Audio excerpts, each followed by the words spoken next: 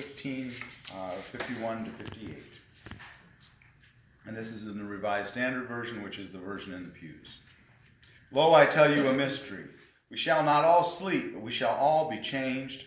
In a moment, in the twinkling of an eye, at the last trumpet, for the trumpet will sound, and the dead will be raised imperishable, and we shall be changed. For this imperishable nature must put on the imperishable, and this mortal nature must put on immortality. When the perishable puts on the imperishable, and the mortal puts on immortality, then shall come to pass the saying that is written, Death is swallowed up in victory. O death, where is thy victory? O death, where is thy sting? The sting of death is sin, and the power of sin is the law. But thanks be to God who gives us the victory through Jesus Christ the Lord. Therefore, my beloved brethren, be steadfast, immovable always, abounding in the work of the Lord, knowing that in the Lord your labor is not in vain. And I think it says the untitled sermon because when I left on Wednesday, I wasn't sure what I was going to, what direction I was going to preach on this. So I didn't have a title for Brittany, which probably should be what I title all my sermons, the untitled sermon, because sometimes they change, as my wife points out. That didn't go with your title, she says sometimes on Sundays. But here in 1 Corinthians, we're continuing on from, I think the last time we gathered, we talked about the resurrection, and he's still going on about this mystery, this rebirth, this renewal. And for time immemorial, man has worried and fret and thought and pondered the idea of what this life is, and is there anything beyond this life? And we look at that in the early Jews, again, as I think I've told you before, in the early Jewish tradition, and even the Sadducees were that way, they didn't believe in life after death. They believed that basically that the spirit went to Sheol, and it just was basically a limbo, and it was an existence, and that was it. And so it was not the idea of what we think about when we think about a life after death or living beyond. But Paul here is talking about death being swallowed up in victory. O death, where is thy victory? And we think a lot about the resurrection of Christ as being the substitutional sacrifice, don't we? We think about it a lot, and we talk about it a lot as the substitutional sacrifice. Christ taking all of the sin of the world onto him and forgiveness, the grace, the renewal of the reconciliation that comes out of the crucifixion and the resurrection. But there's another message there as well, and that is the message about life after. And that is what the story of the resurrection is in a large part, and that's a large part of what Paul is talking about here. Now I'll deviate for a moment. I've talked to you many times about Gail's little saying of God winks, right? When God winks at you, he's giving you some reassurance, some encouragement, some saying, basically he's whispering in your ear, I'm here. Don't worry, it's all right. You'll get through this. It's tough now, it may seem difficult, but I never leave you. I'm always here. And that's what a God wink is. It's a whisper in your ear. But what Christ's resurrection is to us about this concern and this immortal worry, this eternal worry that we've had as humanity about what happens after we die.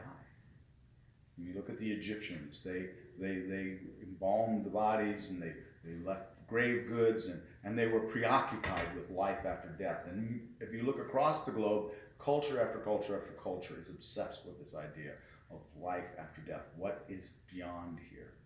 And rather than looking at the resurrection as being a God wink or a whisper, this is God shouting out, isn't it?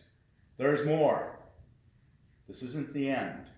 There's that kernel, that spirit that lives in you that is eternal. That thing that the immortal puts on immortality. The perishable puts on the imperishable. We go beyond this mortal realm. And the story of Jesus should give us all the assurance that we need, that we should not fear death.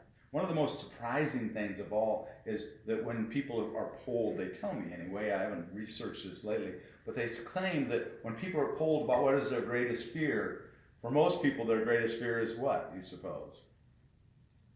Public speaking. And second is death and dying. I think the reason why people put public speaking number one is because we don't want to immediately even think about death. So we think of something that's more immediate. It's more likely that today I may get called up to public speak. I don't want to think about my death, and so we push that off. I'm one of those people that, not that I relish public speaking, but I don't fear either one of those things. I've got other things that I can say what I'm afraid of, but I don't fear either one of those things. And I'll tell you a little bit of a story. Yesterday I drove to South Dakota and went up, and this morning my cousin Penny, who was a minister up in South Dakota at a UCC church, she and I presided over the funeral for my Aunt Carol, who passed away the other day and probably died of a stroke. But Carol had a very interesting life, and I'll give you a little glimpse of some of her life and show you that it's perhaps not God shouting out, but perhaps a God wink, whispering to you to say that, just in case you missed the story about Jesus, here's another story. And these stories are all over there. But anyway, Carol had a difficult life at times. She had 4 boys. She had my two oldest cousins were born, and then she had a little boy that was 3 months older than I. And actually, I've discovered today, and I didn't know it before, and my mother didn't even know it. Both had the same middle name. Carol had given him the middle name Roy. His name was David Roy, and she didn't tell Mother, and Mother didn't know it until today, when it was in the obituary that on the back of the bulletin. She never realized that, and which I found amazing because my mother did genealogy with her sister, and that had never come up before.